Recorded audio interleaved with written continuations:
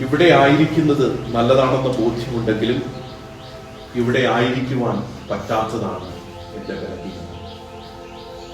ബോധ്യവും ബലഹീനതയും തമ്മിലുള്ള ദ്വന്ദ്വയുദ്ധത്തിൽ ദിനവും ജീവിക്കുന്നവരാണ് മനുഷ്യരായ.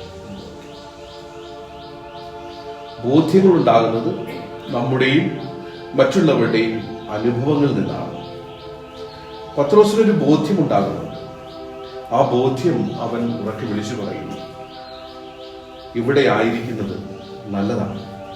ഈ ബോധ്യം ലഭിക്കുന്നത് രൂപാന്തരീകരണം എന്ന അനുഭവത്തിൽ നിന്നാണ്. അനുഭവത്തെ ബോധ്യമാക്കുന്നത് കുറെ പ്രതീകങ്ങളാണ്. രൂപാന്തരീകരണ അനുഭവത്തിൽ കുറച്ച് പ്രതീകങ്ങളുണ്ട്. ഒന്നാമത്തെ പ്രതീകം മലയാണ്.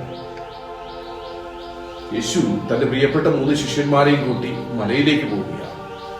മല പഴയ നിയമ കാലഘട്ടത്തിൽ മല പ്രാർത്ഥനയുടെ ഇടമാണ്, പ്രാർത്ഥനയുടെ പ്രതീകമാണ്. അപ്പൊ പ്രാർത്ഥനയെ കുറിച്ചാണ് പറഞ്ഞു വരുന്നത്.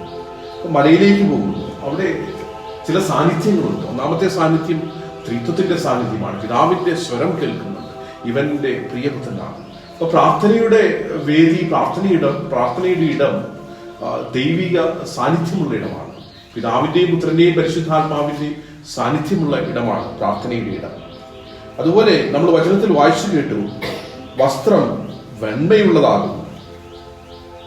ഒരു അലക്കുകാരനും ഭൂമിയിലെ ഒരു അലക്കുകാരനും വെളുപ്പിക്കുവാൻ കഴിയാത്തത്ര വെണ്മയും പ്രകാശവും മറ്റതാകുന്നു അവരുടെ വസ്ത്രങ്ങൾ. അകവും പുറവും ശുദ്ധിയാക്കുന്നതാണ് പ്രാർത്ഥന എന്നുള്ളൊരു പ്രതീകം. ഇനി അവിടെ കണ്ടുമുട്ടുന്ന വേറെ 2 സാന്നിധ്യങ്ങളുണ്ട്.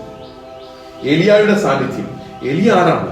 ബാൽ ദൈവത്തിന്റെ ആരാധനയിലേക്ക് വീണുപോയ യഹൂദ ജനത്തെ തിരിച്ച് യഹോവയിലേക്ക് കൊണ്ടുവരുന്നവനാണ് ഏലിയ എന്ന് പറയുന്നത്. യഹോവയുടെ സാന്നിധ്യമാണ് എന്നാണ് ഏലിയ എന്നുള്ള ആ വാക്കിന്റെ പേരിന്റെ അർത്ഥം തന്നെ.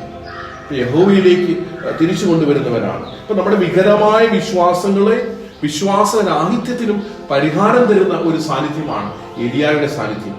ഇനി മോശയുണ്ട്. മോശ ആരാണ്? മോശയെ നമ്മൾ പുറപ്പാടിന്റെ സംഭവമായിട്ട് ബന്ധപ്പെടുത്തിയാണ് മോശയെ നമ്മൾ അറിയുന്നത്. വിമോചനത്തിന്റെ വക്താവാണ് മോശ. മാനുഷികവും ശാരീരികവും ആത്മീയവുമായിട്ടുള്ള അടിമത്തത്തിൽ നിന്ന് വിമോചനം നൽകുന്നവരാണ് മോശ. പ്രാർത്ഥനയുടെ ഇടമെന്ന് പറയുന്നത് നമ്മുടെ വികലമായ വിശ്വാസങ്ങൾക്ക് പരിഹാരം തരുന്ന ഇടമാണ് പ്രാർത്ഥനയുടെ ഇടം. അവിടെ ത്രിയേക ദൈവത്തിന്റെ സാന്നിധ്യമുണ്ട്. അവിടെ നമ്മുടെ ശരീരത്തെയും മനസ്സിനെയും ആത്മാവിനെയും ബാധിക്കുന്ന അടിമത്തത്തിൽ നിന്നുള്ള വിമോചനമുണ്ട് പ്രാർത്ഥനയുടെ ഇടം. ഇങ്ങനെയുള്ള ഈ അനുഭവത്തിൽ നിന്ന് ബോധ്യമായിട്ട് പത്രോസ് വിളിച്ചു പറയുന്നു, നാം എവിടെയായിരിക്കുന്നത് നല്ലതാണ്.